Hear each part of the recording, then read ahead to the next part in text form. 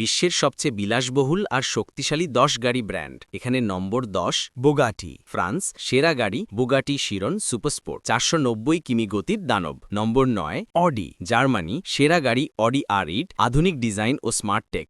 Number ৮ Lamborghini, Italy.